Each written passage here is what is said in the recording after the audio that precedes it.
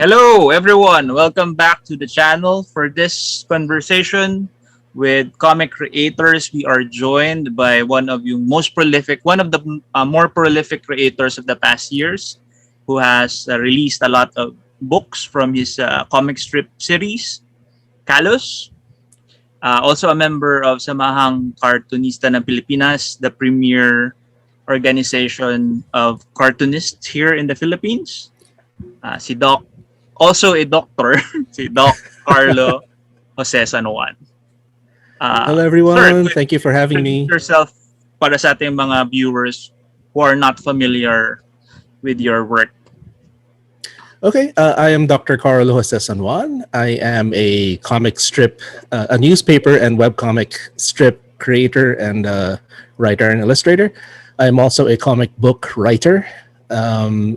So the work that I have done, most prolific would be Callus, which is a comic strip about a doctor who happens to have a guardian duck.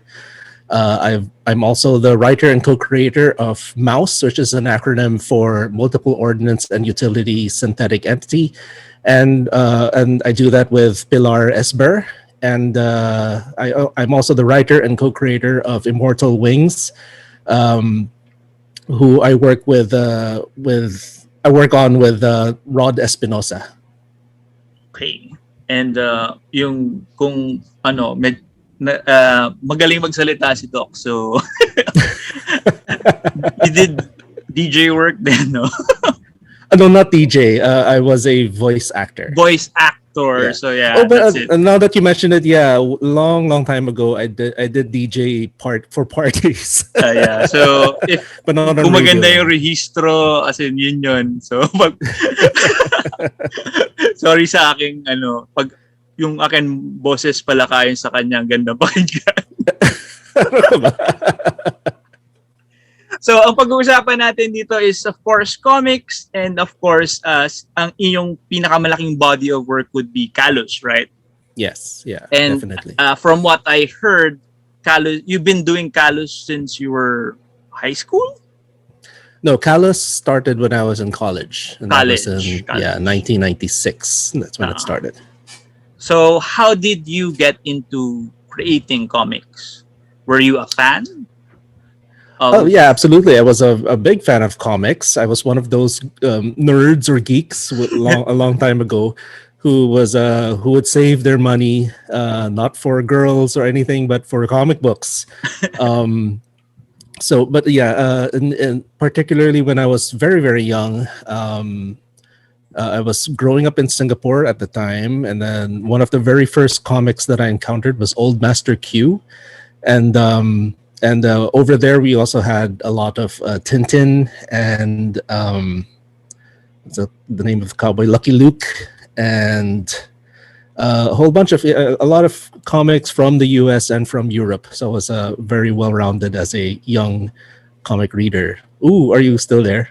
Yeah, I'm still here. Okay. And sorry, there was a bit of a flicker in the video. Yeah, And flicker from every now and then. So, but I'm still here. all right, cool. Then I moved to the Philippines almost immediately after the EDSA revolution. 86. Yeah, 86. And my parents subscribed to Manila Bulletin, and that was my first exposure to Philippine comics. So I was an avid reader of Manila Bulletin comics. So there was a what do you call this, Baltic and Company, Cesar Asar, My Little Pupong, which is called just Pupong now. Pupong. There was another one at the bottom of the page called Help Wanted. I was actually into that, even though it was a bit more political than the others. Frankentin was another one I really enjoyed reading. So as early as then, I was really getting into the language of newspaper comic strips. Of course, there were also the international strips in the newspaper, Garfield, Archie, what else? The Brenda Starr, even those types of comics. I was really into all the strips that were in Manila Bulletin. They had a nice, diverse selection for a young reader like me.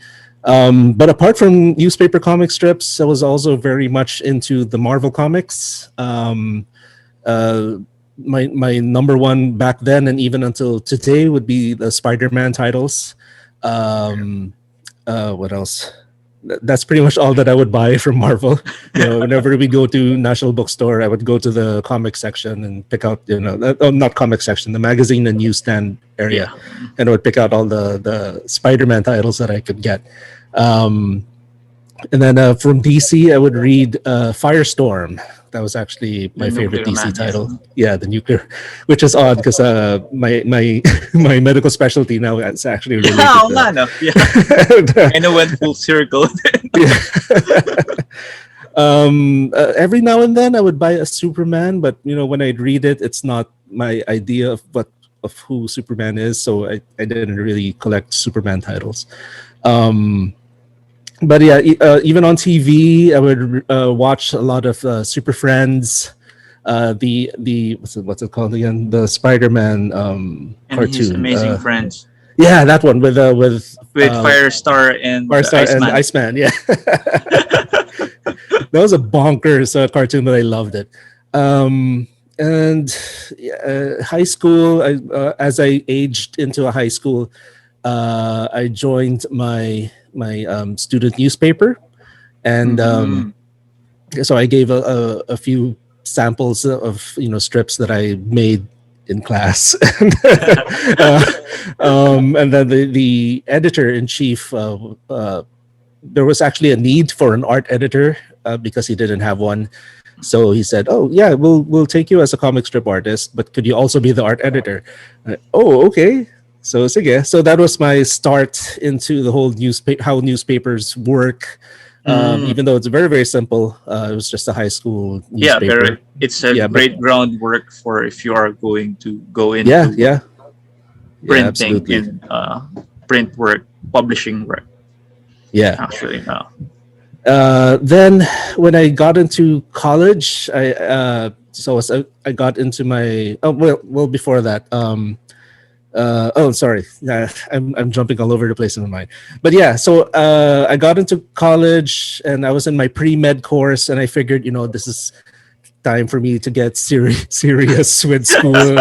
And so I didn't do any comics then. So you took a break now from comics and focused on more mature. It was supposed to be not just a break, like that was it. I was done, So as in, a clean break, as in no more comics. Yeah. Cold turkey, that's it. But there was a comic book shop near my school, so I would still buy comics. So then but I was only to read now, as in only to read. No more. And then I was into like X-Men and Spawn. Spawn was really big back then. Pretty much just those two titles, and then some of the Image stuff like Danger Girl. I was really into Danger Girl. Yeah, Danger Girl by Campbell. Yeah. What else would I buy? I would just you go into the comic book shop, and if there's a cover that you found nice, pretty much buy it, diba? Yeah. But yeah, back then, let's give a side story for when you collect comics in the 90s. Mm-hmm. Every week you go into a comic book store, there's something new, as in new title. There's a new title, not just a reboot or a new series for an old title, but really a new character, new everything. Yeah. Sobrang magical ng 90s when you go to the comic book store. There's something new.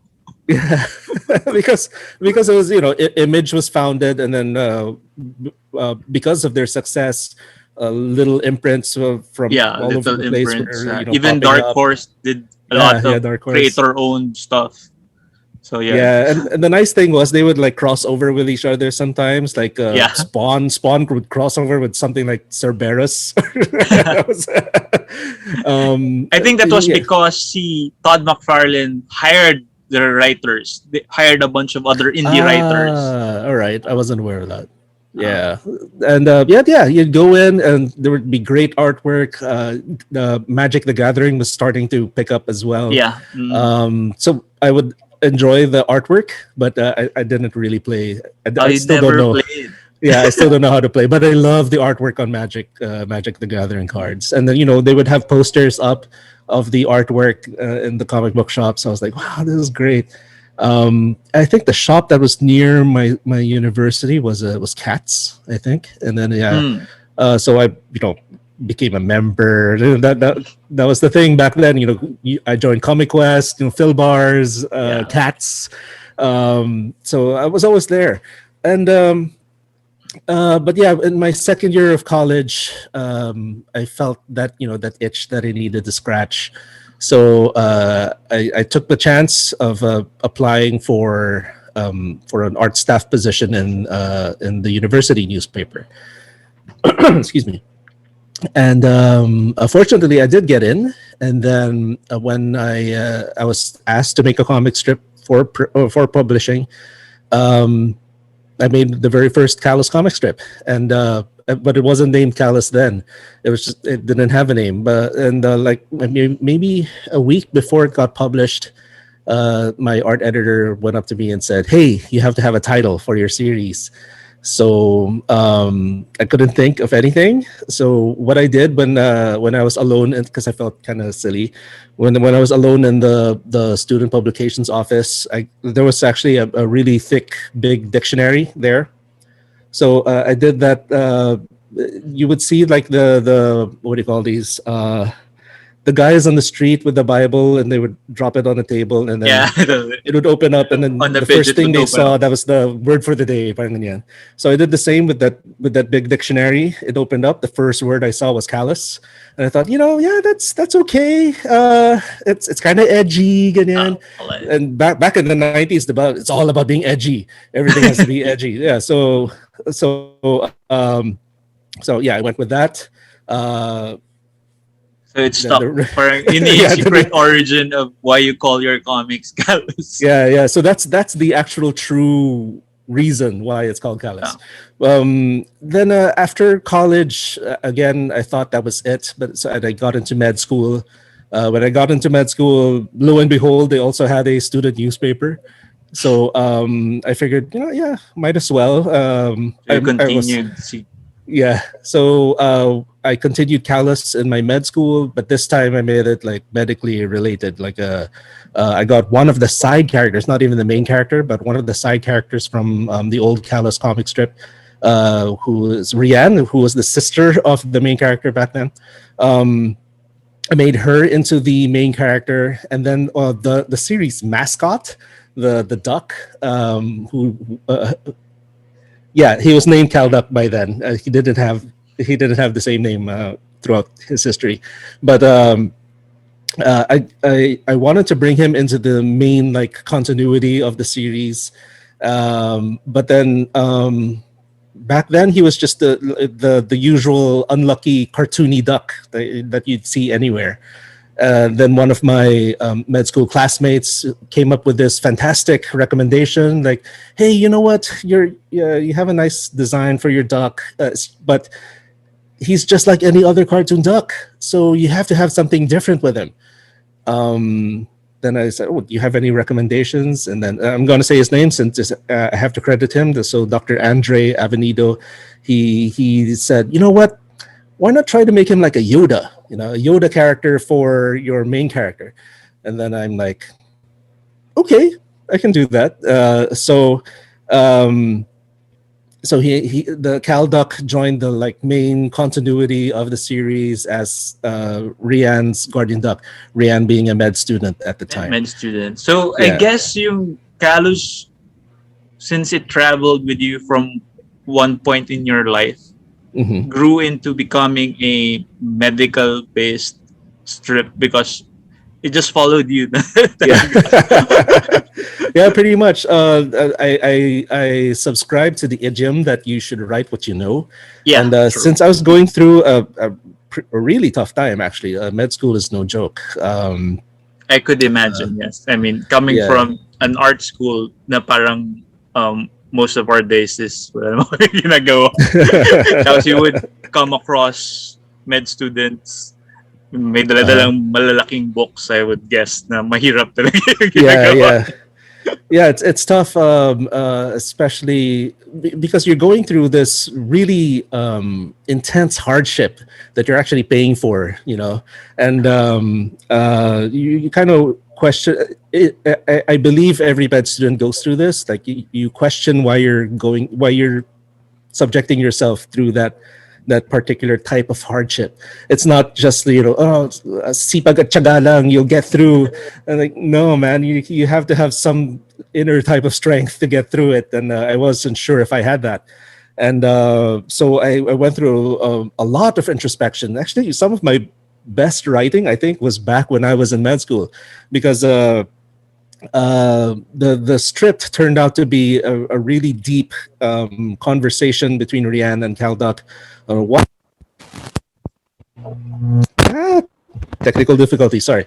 So yeah. So why am I going Basically, through med school? discussion mo yun with yourself. Yeah, discussion Actually. with myself, exactly. Yeah, and a lot of med students identified with that stuff. And the thing is, the newspaper had, of course, a very small print run, and because we were only so many med students. And apart from the newspaper, I also put the strip in whatever lectures I would transcribe. We had these transcription groups where we assigned one person to pretty much type out the entire lecture, so that some of us who didn't have the strength to listen would still be able to reap the benefits of the doctor's lecture and so on.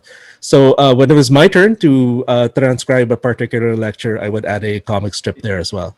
And so that was my publication run during med school. Unfortunately, medicine being what it is, there came a point where I did have to stop. There was just no way I could continue making comics, at least for that period of time. So maybe from my last year in med school, which is the most intense and the most insane. And then the following year, after you graduate from med school here in the Philippines, you're actually required to go through a year of internship in an accredited institution. And I actually got into the Philippine General Hospital, which is another level of insanity Yeah, that I had to I go would through. imagine. Yeah. But there's some positives there. Oh well, for one thing, to continue being related to our topic, I did not continue making comics during that year. But there are positives. I met the woman who would eventually be my wife there. And of course, I got the UPPGH experience, that made me very, very confident as a physician, maybe overconfident, and then after that, you would take the board exam, and then after that, I went through some moonlighting, a period of a year and a half of moonlighting, trying to find whatever job I could get as a physician, which is a tough thing. I didn't have a specialty yet, and I thought, because I don't come from a family of doctors, so I didn't know any better. So I thought, like, as soon as you graduate from med school, you become a doctor, you're okay now. Specialization. You don't why specialize? You're done. You've gone through all your medical training. Okay. So I thought that's all I needed to do, and I thought I could make a career out of being a general practitioner, and you actually can. But I ended up becoming married. I became a father, and then realized, no, I need to make some more money. So I decided to specialize. The thing is, I couldn't decide on what specialty to go into. So I kind of applied to several types of specialties, even stuff like dermatology, internal medicine. I also applied for neurology in another hospital, and then the nuclear medicine. But nuclear medicine was a bit kind of attracted me a bit more because I had no idea what it was. So in fact, when I went into the hospital that I ended up training in, and I was submitting my application for for their specialization program. They were surprised because I would be the first trainee of that institution, and they never even actually advertised that they were going to going to have that course. It's just that I saw it on their list of courses, and I'm like, okay, what is this? I don't know what this is. I'll apply for it. But yeah, it attracted me because it was very new to me. At least when I was a med student, we barely touched on nuclear medicine, if anything at all. So when I got into it, then they called me for an interview to see if I'm worth their time as a trainee. But the truth was, and I knew this, and they didn't know that I knew. I was their only applicant. So, You're pretty confident but still, I wanted to show them like I knew what I was talking about. Like, but yeah, I was super interested in well, I was very interested in nuclear medicine, but in case someone does apply later on, I had to show that I was the top choice, right? So the night before my interview, I just went through Wikipedia and then pretty much memorized the Wikipedia page. So when I got into my interview, it seemed like I was like the most knowledgeable person about nuclear medicine that there was. And then, but the particular thing was as they were going through my papers, my transcript of records, my board exam result, and stuff like that, my curriculum vitae.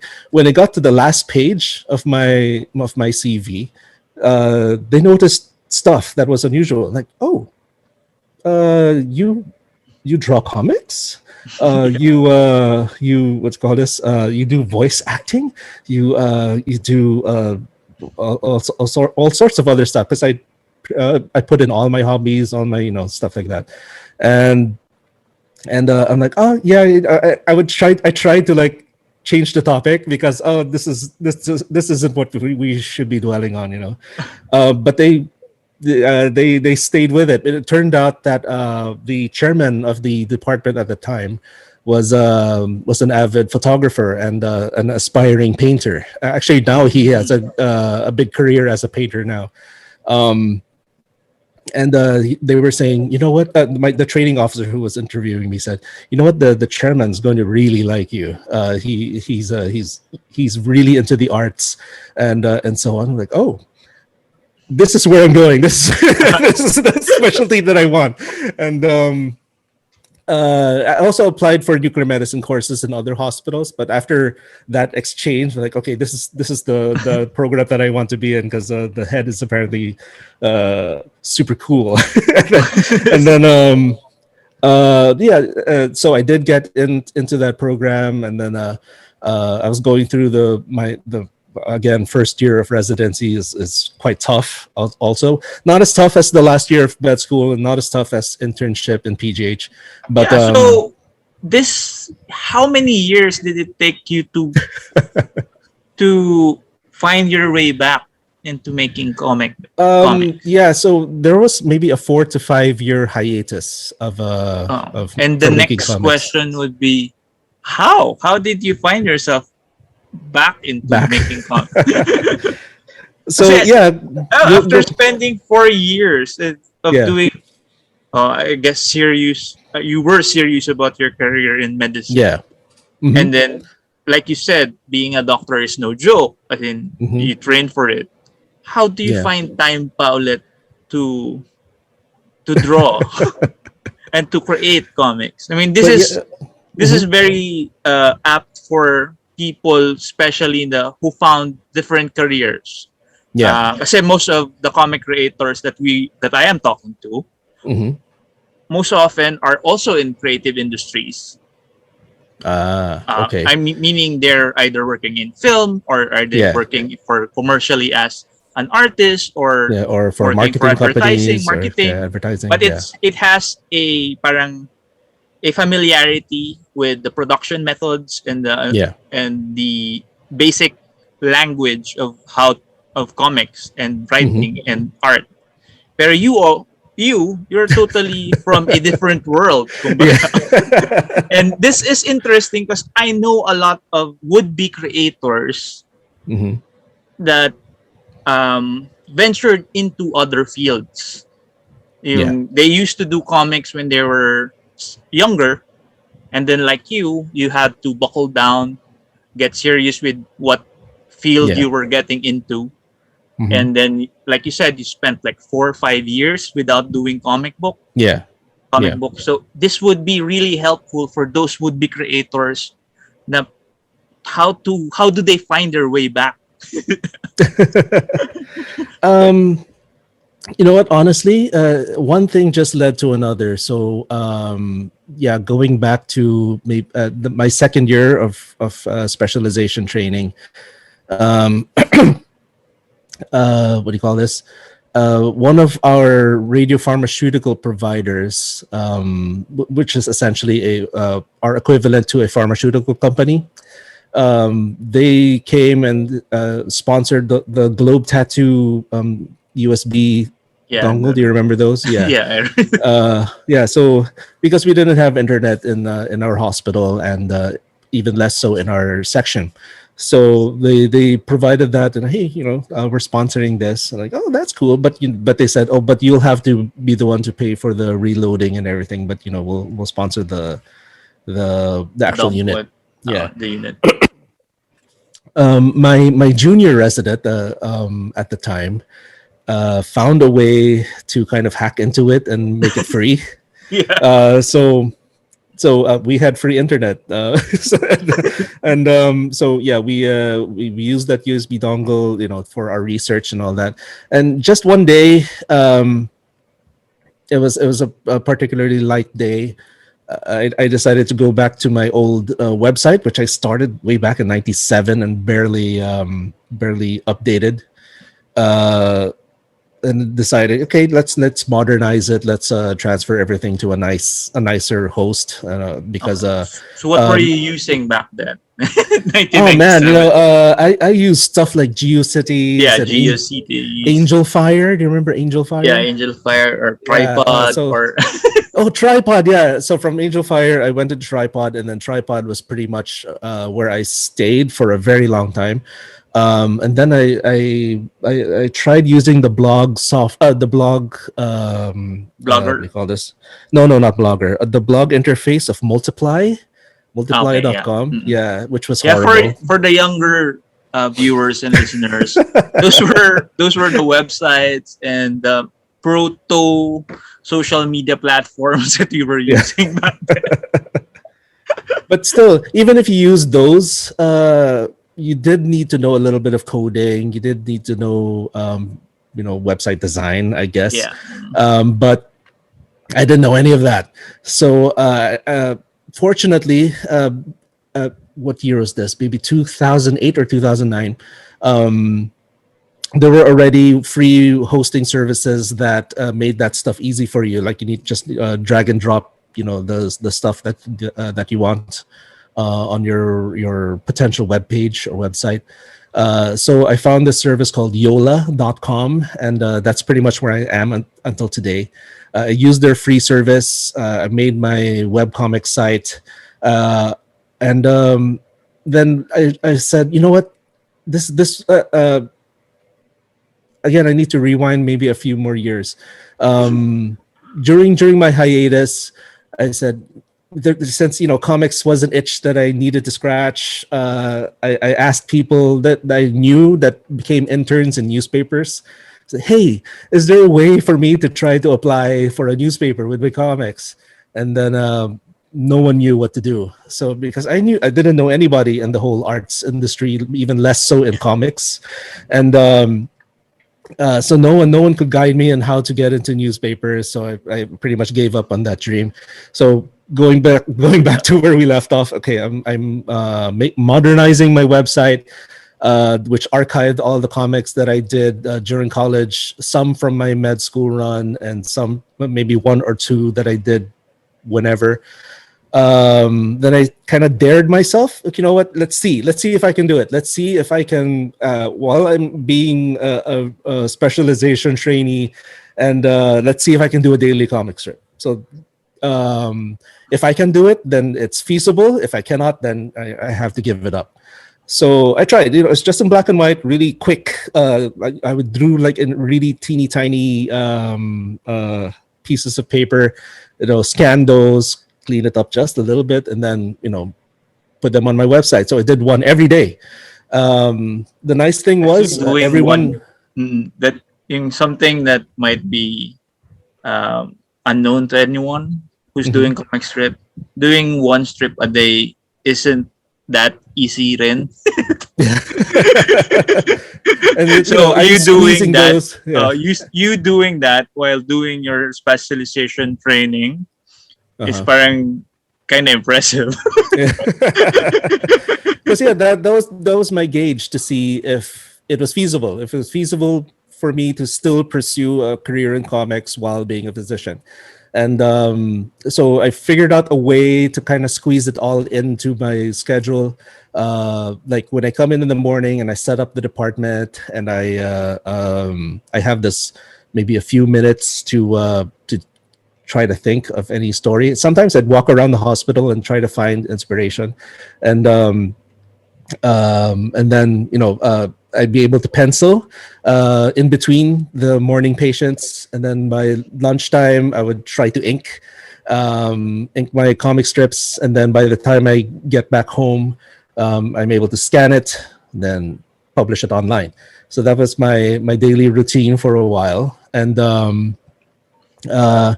but you know what? Yeah, making these comic strips was great, but there came a point where I wanted them to be actually read, read by people, because you can only go so far by just telling your friends on Facebook or Friendster, wherever it was at the time, like, hey, I have this, I'm making comics again. Could you just check it out? Ganyan. And then, but yeah, you can only go so far doing that. So.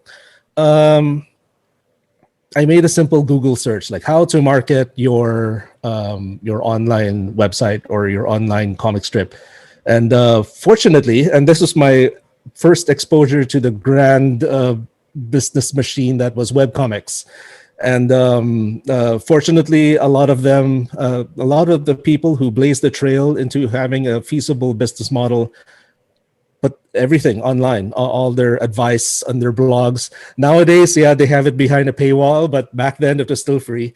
And so, yeah, I was a voracious reader. I would read my medical books, and then sometimes I need a break. Yeah, I read stuff about how to become how to get into the business of webcomics, because I figured I'm not going to get into newspapers, right? So this is the avenue that I have to focus on.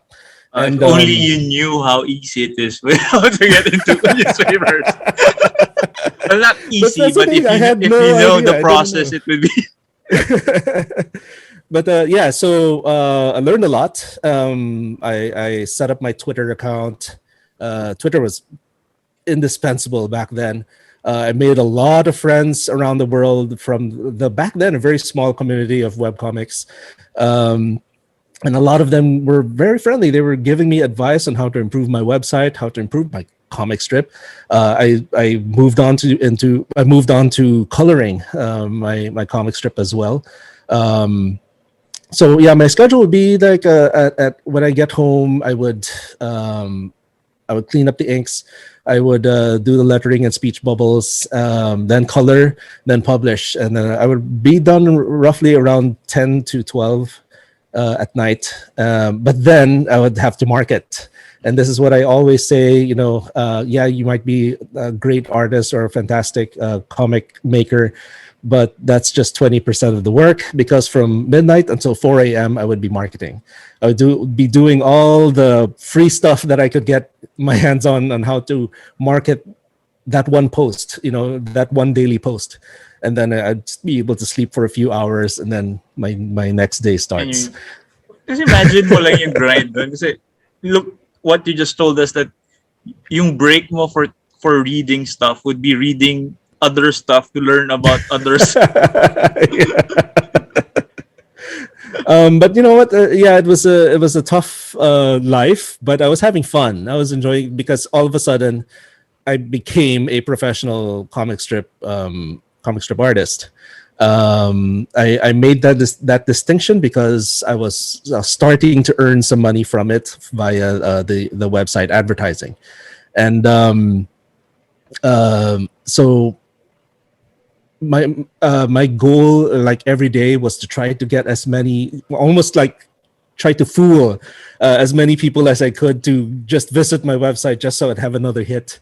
And I was very, very active on Twitter. Twitter back then was the social media website if you want to market stuff. So I was also using, what's it called, stumble upon a lot, Dig. Does anyone still use Dig? Reddit was Reddit back then. Nowadays it's a little bit different, but back then Reddit was the Wild West. If you post your comic there, you had to be prepared for like an onslaught of trolls. It was also kind of toughening up for me as an artist.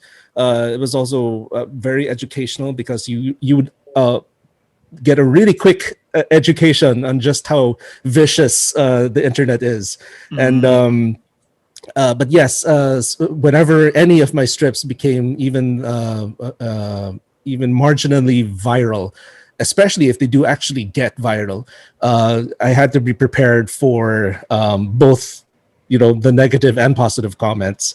But yeah, so that was my life for maybe 4 years.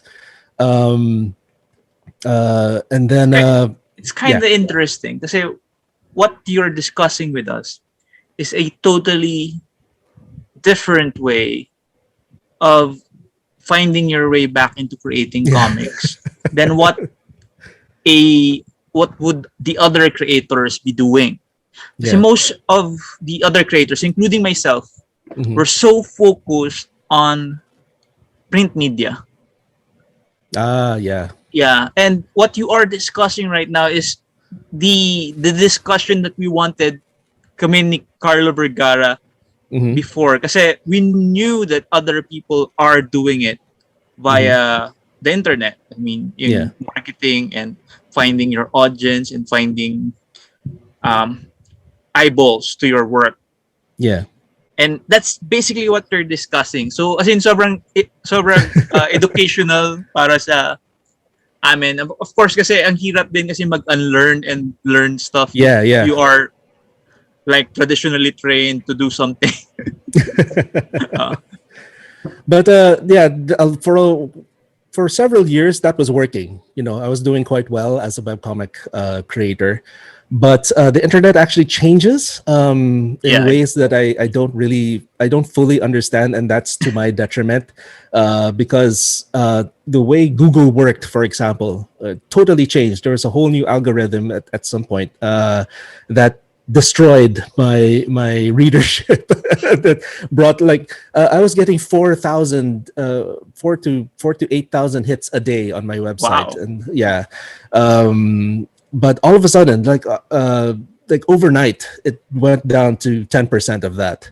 And I attribute that to, and a lot of us webcomic creators back then were like, what happened? What happened to our readership? Like that. And so, yes, stuff changed. And people started... Did they do some monetization stuff? I mean, that's what happened with Facebook, right? No, this is before the Facebook monetization, and this is before it's something similar. Kasi, diba? A lot of people are earning something from it. Yeah. And then suddenly Facebook says, "Stop it. We have to take our share." So they put in place stuff, and then you have to pay for stuff na for more eyeballs to your product. Yeah.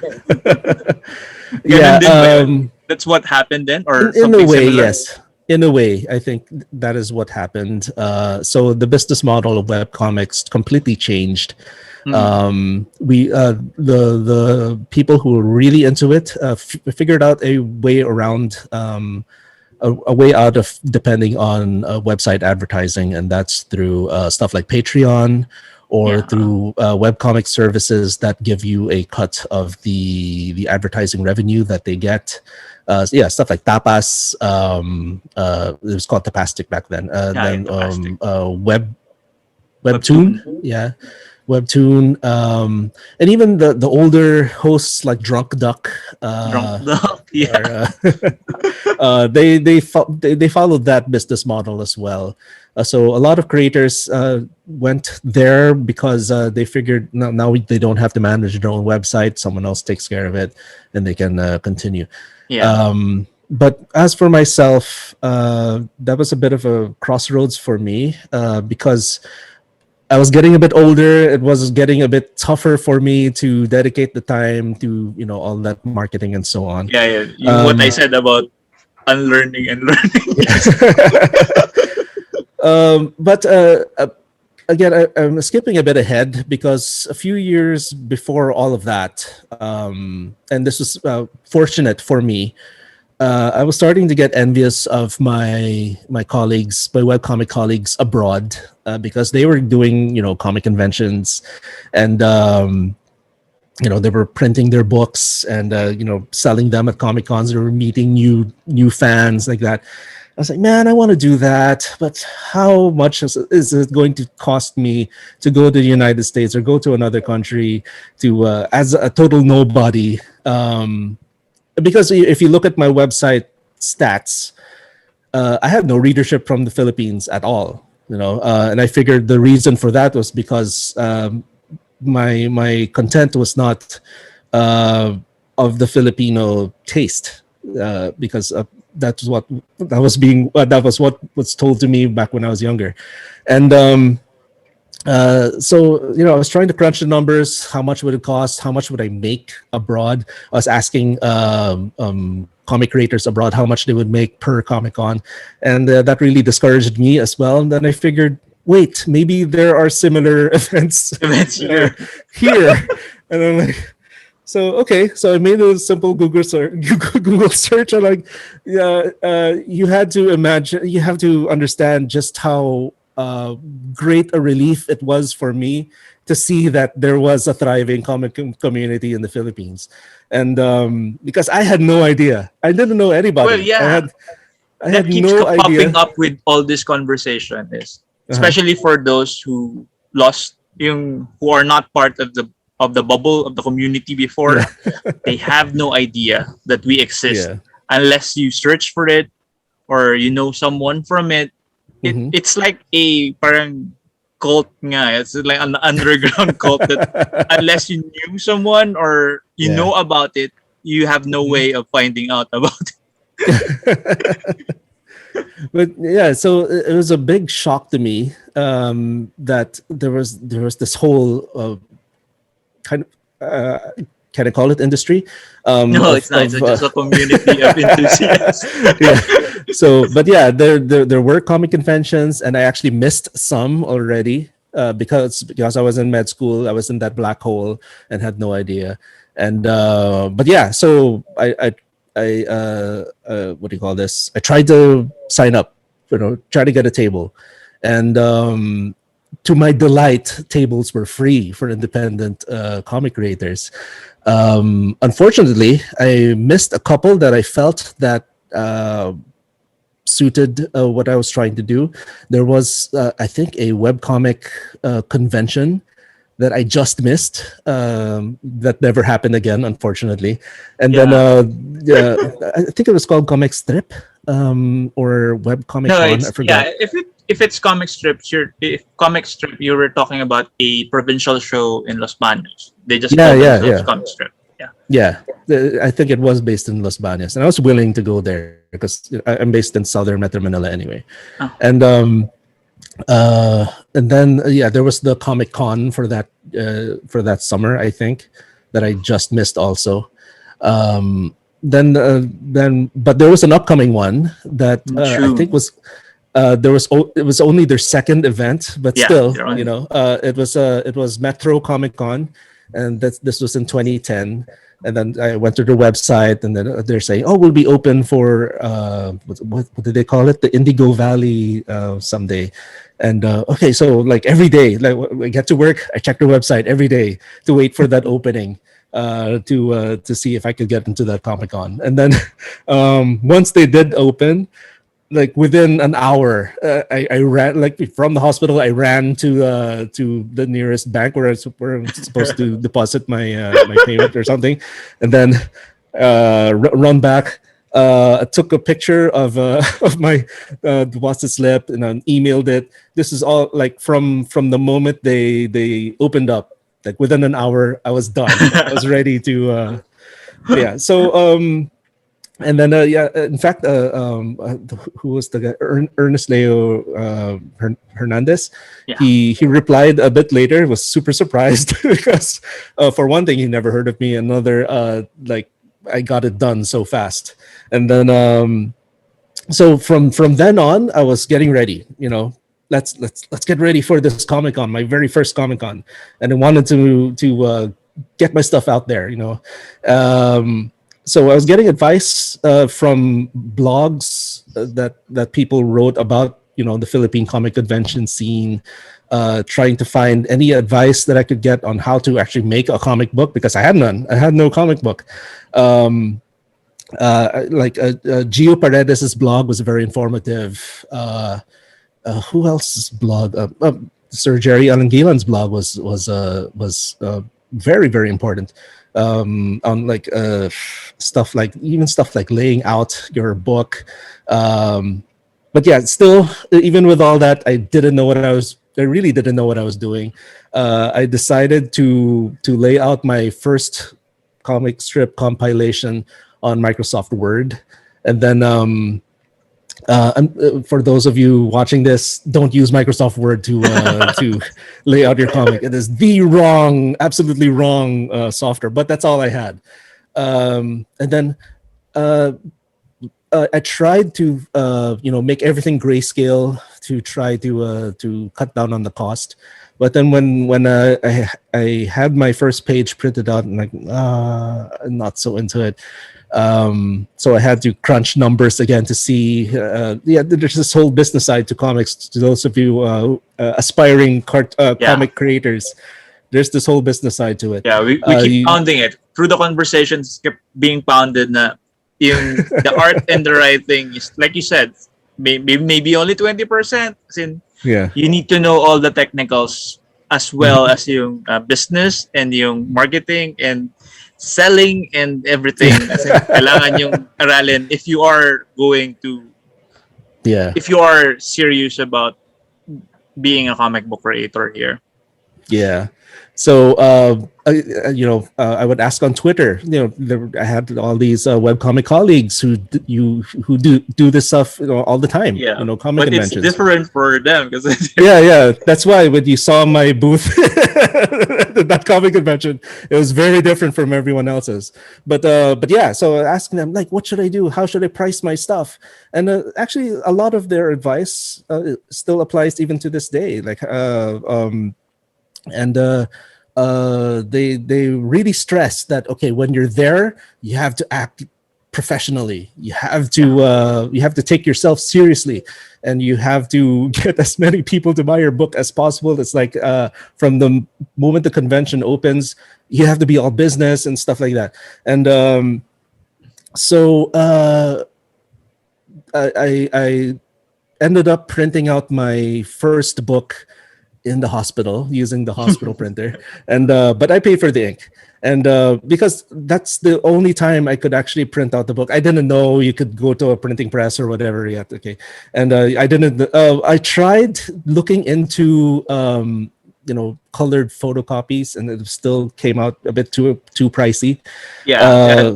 But now I could do that. I mean, the technology already caught up now. We could do now print on demand. Cheaper. Yeah. But yeah, if I remember 2010, anything colored, digital print, anything, it was so expensive. Yeah.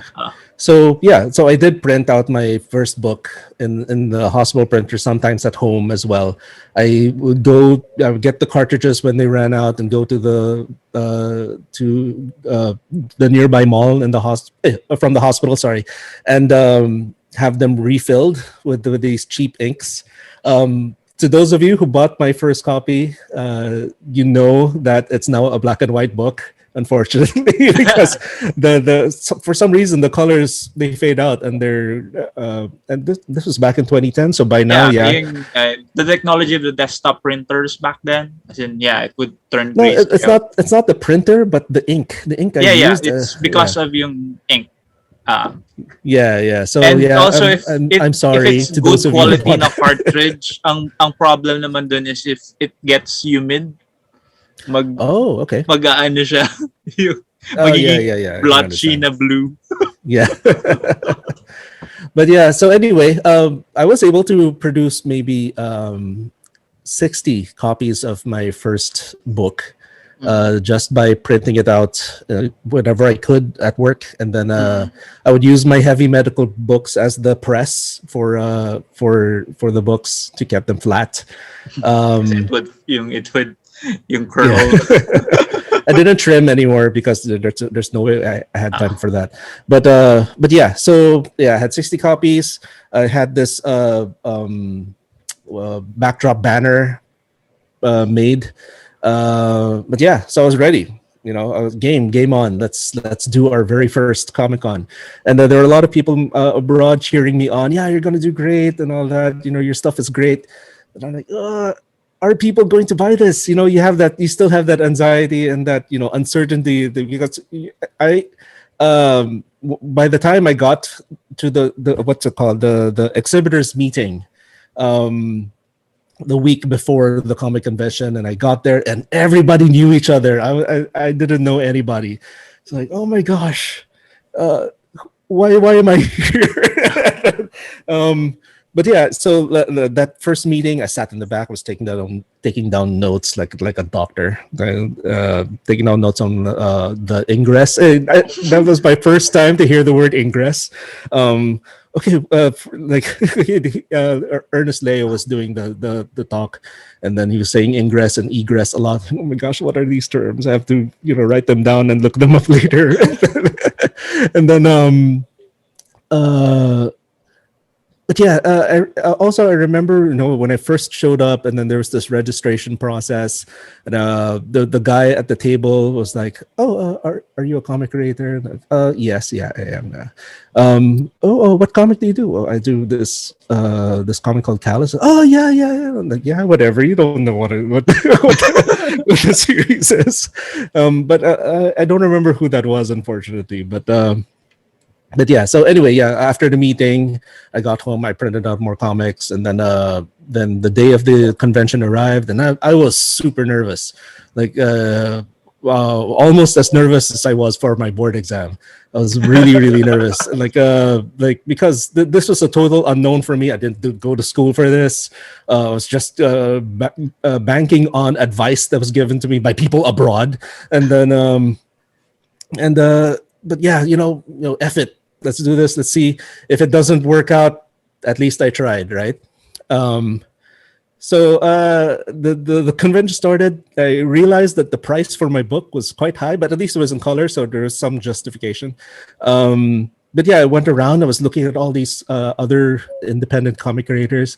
Like, oh my gosh, this stuff is amazing. What am I doing here? I don't deserve to be here. And then right next to me were like people from Manila Bulletin, Philippine Star, and Inquirer. Like, what am I doing here?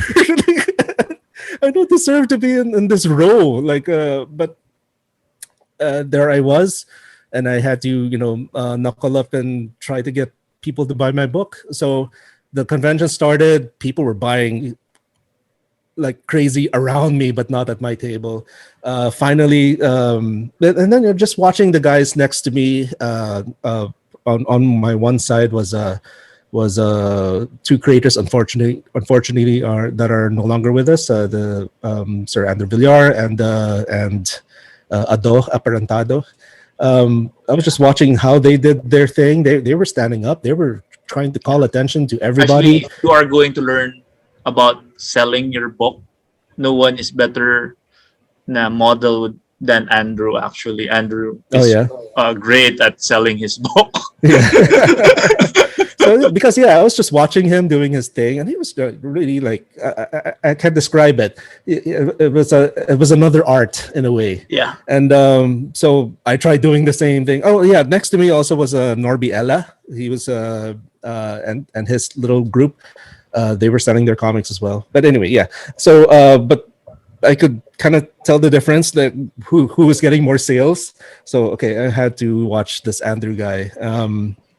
And yeah, so I started doing the same. I stood up. I was conversing with people, trying to get their attention. Engage everyone.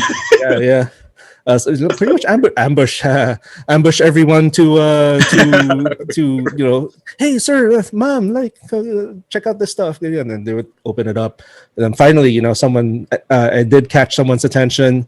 They opened up my book, and then I started talking about my comic and all that, and then they were like, oh, how much is this? Oh, 150. Oh gosh, oh no, okay, 120. Like right, the very first person who got interested felt my price was too high, and I kind of panicked. Like, okay, 120, and they're like, okay, I'll buy it for 120. So for that convention, I sold all my books at 120 pesos, which was super high compared to everyone else there. So just selling that one, I was yeah, like, oh. but yun nga, one point lang for anyone who's listening. Actually, yung 120 would be the proper way of pricing your book, kasi most of the creators don't really take into account the hours that they spent on it. Yeah, yeah. They only accounted for how much they paid for the printing. So which you would see from if you attend conventions, kasi most of the creators are more educated at this stuff since they attend a lot of other workshops by other creators. Yeah. That's why ganun yung pricing ng books, which is more expensive now. Yeah, I can't remember whose blog it was when it came to the pricing, that you pretty much had to start off with your raw materials. How much did everything cost to make? Then add a little bit on top of that for your time and making making your you comics. have to pay yourself then. Kasi yeah, and then you have to multiply that by 3 for some reason. So that was why the cost of my book 150, but I did drop it down a bit, I guess because I was a nobody back then. But yeah, so one sale after another. By the first day, I actually sold all my books. I was surprised with that. So when I got home that night, I had to print out more. I was panic printing. Then, it was a 3-day event or 2-day event? It was a 2-day event. So, we're talking about MetroCon, right? Yeah, Manila MetroCon. Yeah. So the second day, I had 20 more copies, and I sold all of those also. So that was, I had a great convention, diba? And ayun pala. Before we move on, yung 60 pieces of a book as a newcomer is actually yung sweet spot. Oh, I didn't know that. Okay. If you are selling sa local conventions natin. Yeah. Kasi it would be would pay for your table if you are pricing your books correctly. And it would gauge then yung demand for the book. Oh wow, okay. Kasi yun usually ko tinuturo. It's like 60 to 100 books if you are going to just start out. Yeah. Kasi it's better if you have more books than have less. Kasi a lot of people celebrate na, wait, I got sold out. Parang, how many books did you bring? 10. 15, 10, 20 books. Tapos, what time did you get sold out? Parang, around 12? Around 12. Yeah, that's the thing, because but after 12, you have nothing else to show your work. Yeah. So parang sweet spot for me is 50 to 100 copies of your book. Okay. Yeah, actually, I was actually hoping to bring 100, but I just didn't reach that number. But yeah, so but I'm skipping a very important part of this first experience. The mornings before the gates open when they let the public in was my favorite time, because I was meeting all these other comic creators that I never thought I would ever meet. And even the other indie people there, and seeing just how nervous they were, because it was also their first convention. And a lot of them became my friends for life, because we went through that first experience together. Yeah. And Yun yung bond ng first convention. yeah. And well, some seasoned veterans as well became very, very good friends. So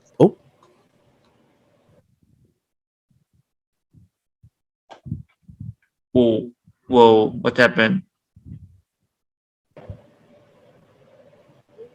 You there? hi, sorry, I think I'm the one who got an internet issue this time. But yeah, so I got to meet a lot of people I never thought I would meet. And one of the names that I knew going into the convention was Hazel Manzano. Hazel Manzano of Colworks. Colwork Comics, yeah, because she actually did have it as a webcomic. Okay. Yeah, on her blogspot site, I think. Because when you search for Philippine webcomics, hers was actually the first one to come out. I don't know how she did it, but that was the first to come out. And second, interestingly, would be Sir Jerry Alangilan's website, even though he doesn't have a webcomic. Yeah. But still. So and then there was this one college. Anyway, I'm digressing. Who was it? Who? Remember the college guy? No, I don't remember. His comic was called HB Comics because he was taking human biology in DLSU.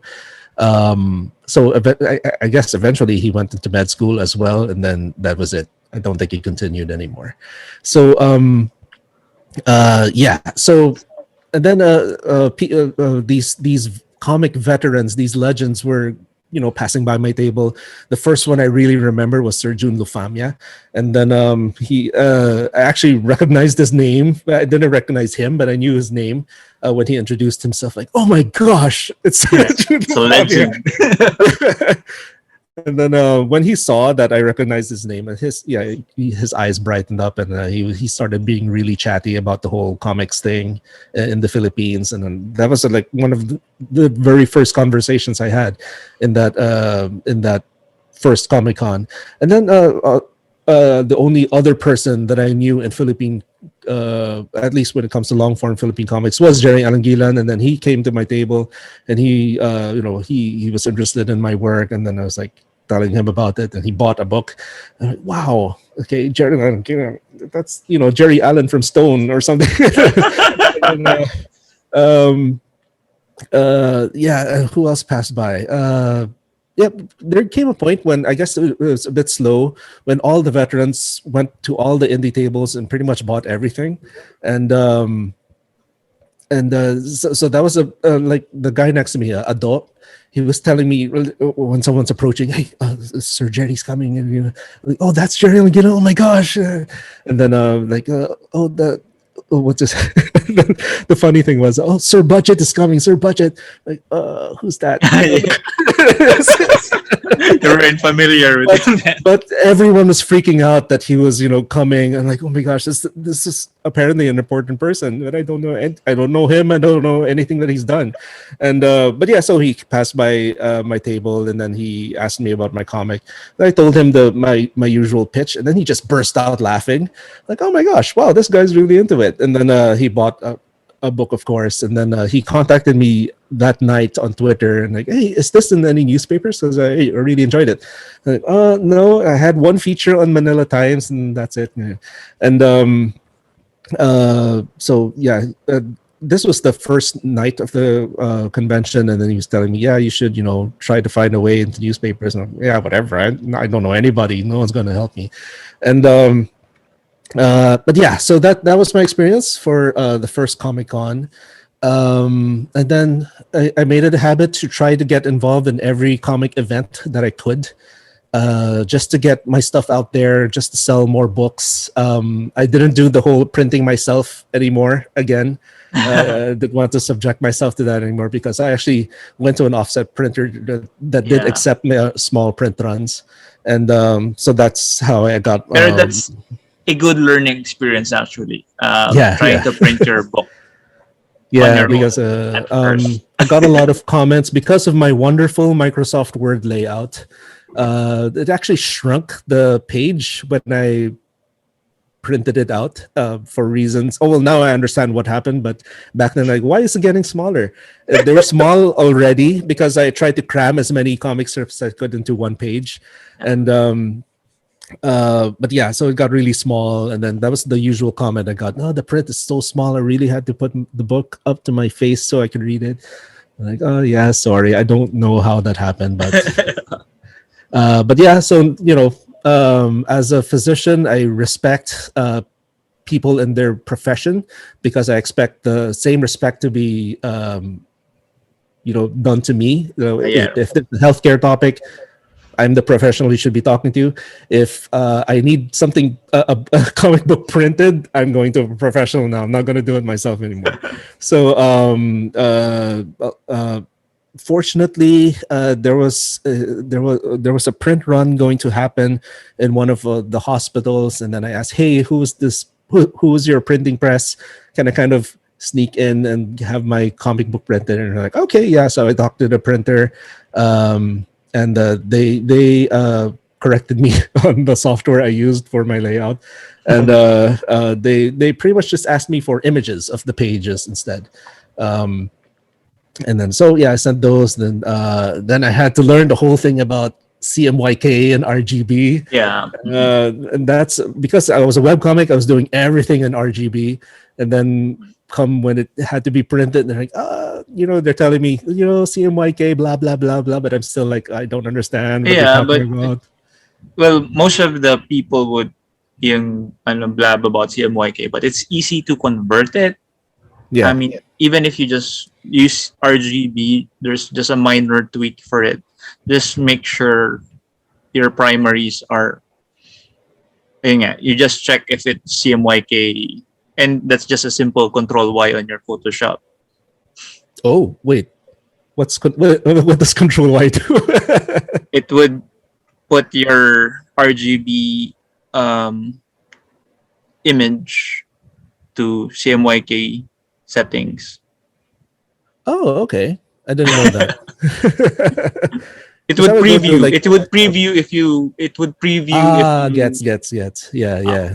Okay. Yeah. I did. Well, I learned something new today.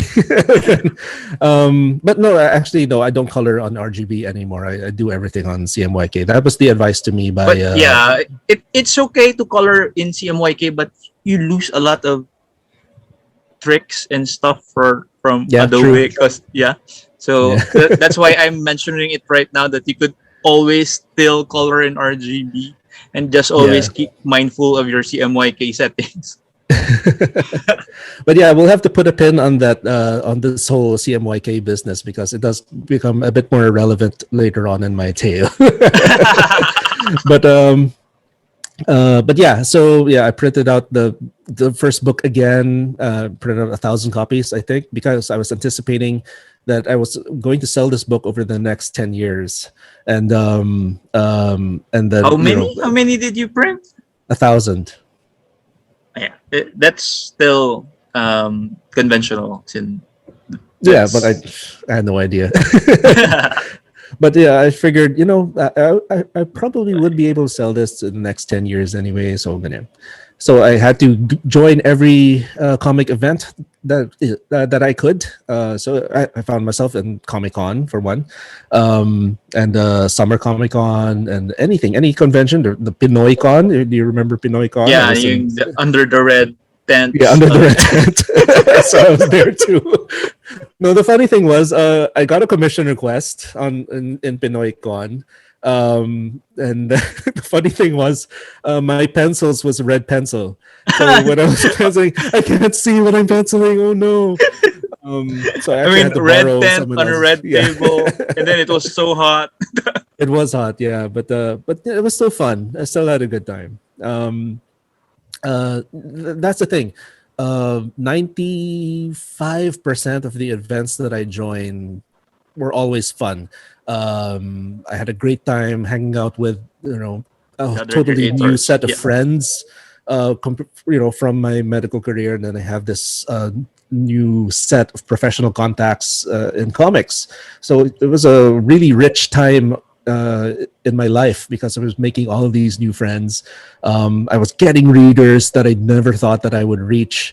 So these comic conventions, they are crucial. They are crucial to the local comic community because there's nothing like it to actually, because I was working in web comics, I was doing reasonably okay. But then when you get face to face with a reader, when you get your book into their hands and then they start reading it, it's a totally different experience. So I have to say, I really miss it. I miss the our events because Yeah. there's that I've thrill. seen There's that, yeah. this yung ginagawa ko actually is a poor substitute, but that's why I'm doing this. Oh no, man! I like because how often do I get to talk about comics nowadays? And just a few days ago, I was doing not a few days ago, a few weeks ago, I was doing a talk about the applications of nuclear science in healthcare. And then so after my talk, there was this open forum and they were asking me these fantastic questions, and I was giving my best answers.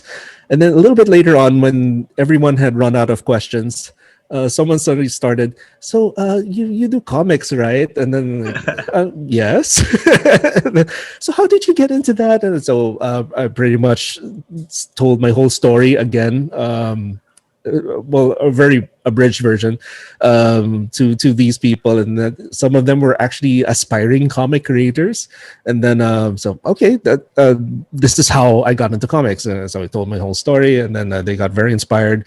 They're hoping for an event to sign up for. Yeah. So I did your work for you guys, and and so I was telling them, yeah, just keep the lookout for particularly Comic Con, Comic Get, and whatever other event that you could get your hands on. The tables are usually free if you're an independent creator, and there's no reason for you to not at least try. And you'll learn a lot. If people don't like your work, you'll find out why, and then maybe you can work on that. If people do like your work, you also find out why. Yeah. And then hold on to those strengths in your work and so on. And the same was true for me. I learned a lot from comic conventions, from making that step into the comic convention world. And of course, it opened up an opportunity for me. That the dream I was talking about early on about getting into newspapers. I was just asking, out of the blue, is there a way for me to get into newspapers? Because now I actually knew the people who were making comics in newspapers. And they're like, oh, well, you could just submit your sample strips to our editor, ganyan. And then, of course, because I grew up reading Manila Bulletin, that's the newspaper I wanted to get into. And of course, one of my first friends in comics was Sir Andrew Villar. And then I asked him, hey, is there a way you could get my work to Sir Ronnie Santiago's face so he could read it for his consideration? And then he's like, oh, well, like, okay, that's enough discouragement. And then, but the real person, the real hero was Greco Milambiling. Yeah. Exactly. And he was like, okay, you know what? Yeah, just email your sample strips to Sir Ronnie, and I'll make sure he takes a look at it. And then like, okay, yeah. So he And just Gecko said, had yung connection kasi I think he was working sa Manila Bulletin. yeah, talaga. he was working in Manila Bulletin, and he had his Kasi- own comic at the time too. Yeah, and Andrew was a submission. Yeah. Submit lang siya. Yeah, But he Greco just was a submits. staffer. Yeah. So yeah, he just said to make sure that he was he got a He'd carbon take a copy look. of the yeah. So, but you know what? I have to be honest. He also brought up like, it's no guarantee that you're going to get in. And I'm like, okay, that's all the discouragement that I needed, but I'm gonna try anyway. Um, so yeah, so I sent it to Sir Ronnie and also to Greco, and I guess he did, make sure that Sir Ronnie would be able to see it. And then the the Facebook message that I got from Greco a few days later was funny because it seemed like he was surprised that, that Sir Ronnie was interested. Like, and then parang nagustuhan niya with three exclamation points. Like, oh, that's Maybe great. it was excitement. Yeah. And then I got a text message, an SMS message from Ronnie Santiago a bit later on. Hey, this is Ronnie Santiago from Manila Bulletin, and so on and so on. Is it okay if I call you like that? Like, oh my gosh, what does this mean? So what do you call this? So I sent my landline number to him. I was like waiting there by the phone. It took him a while, not naman an hour, but a significant amount of time to actually call. So he called. I'm like, oh yeah, nagustuhan ko yung mga sinabit mo, ganyan, and gagamitin ko na, ganyan, like, okay. So I was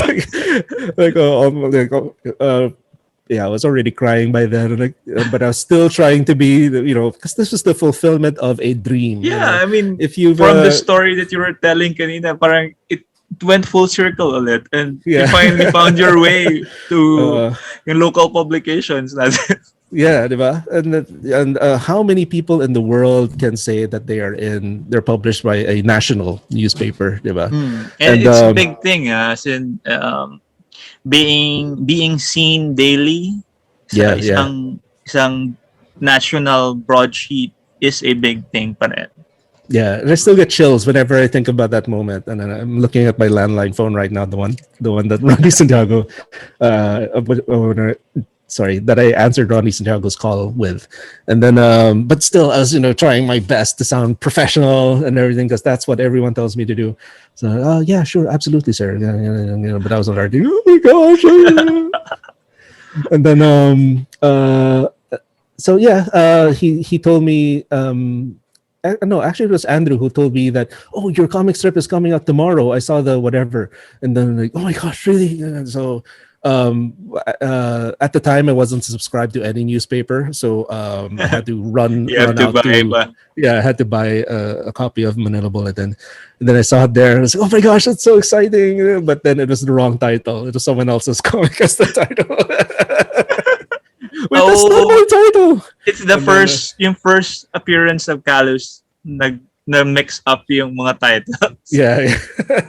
So I'm not gonna say whose title was there, but they did get my name right. My name was there, but it wasn't Carlos. So I'm like, did they change the name of my comic? They would tell me, right, if they were going to do that. And this is for real. And then so I messaged Andrew like, this isn't the name of my comic. And I was like, oh, I'll ask about it. And then they said, oh no, there was just some mix up. Tomorrow you'll have the correct name. But still, it's the first comic strip. Yeah, instead I could imagine your 100% thrill. Yeah, it was like maybe, I don't know, 60 to 70% thrill. But still, yeah. Of course, what everyone in today's world would do. I took a picture, posted it online, and hey, I made it. I'm in the newspapers. I put it on Twitter, on Facebook, and everything. And I basked in the envy of every webcomic artist out there. And but yeah, so finally, yeah, I was a daily comic strip producer of webcomics. In the newspaper. And so from webcomics, you are now a published, nationally distributed comic strip artist. Yeah, so I can like it lends more credence to whenever I say I'm a professional cartoonist, because now I can really say it. Hey, I really am now. I was before as a webcomic creator, but now +1 or something. But yeah, it was a long road, of course. I mean, I started Callus in 1996. This year, this August, I'll be celebrating 25 years of 25 Callus Comics. years. I mean, Yeah, long road, but congratulations it's for worth it. 25 years of Thank you, thank you. On the cultivating 7th. your own intellectual property. Yeah. But yeah, I'm very, very happy. My life has become so much richer when I took the chance to get into local comics and international comics as well. Because just starting off with that one comic convention, I found myself meeting and collaborating with these talented creators. Yeah. Like I said, Uh, yung first convention bond is so strong. I mean, it is, yeah. my first convention, I found my wife. I found Oh wow. lifelong friends. I mean, most of yung people who would support me with Comic Con. I mean, Mhm. all of them I found during my first convention. Oh, nice.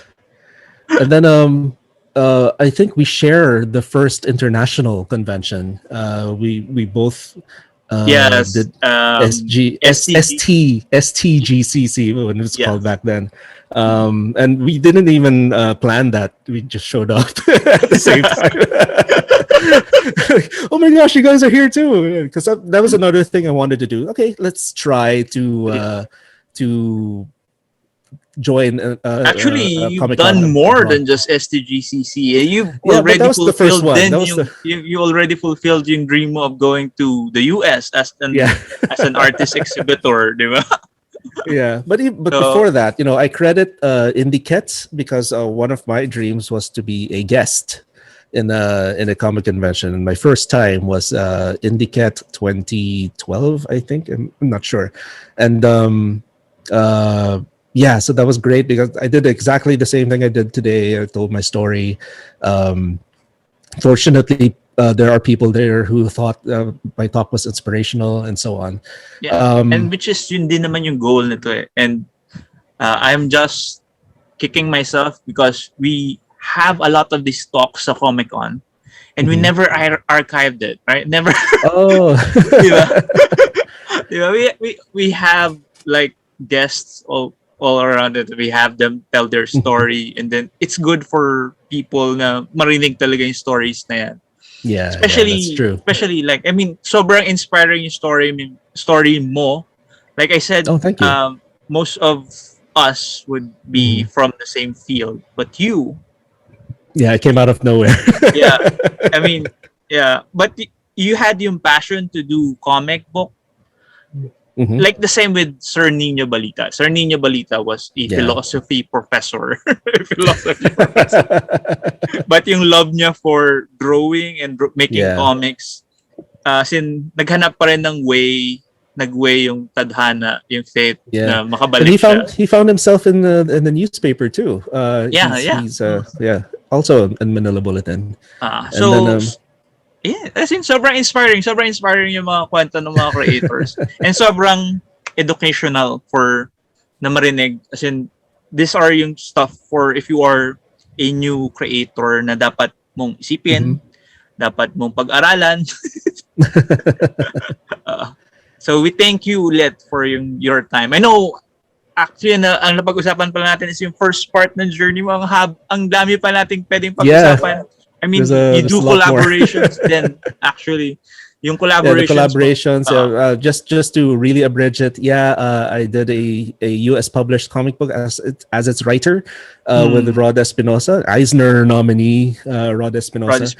Actually, I should talk to Rod actually.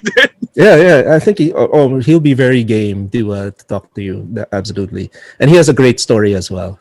And then, but that also opened up some doors for me because I ended up in conventions in the US, also in their artist alleys, and became a guest in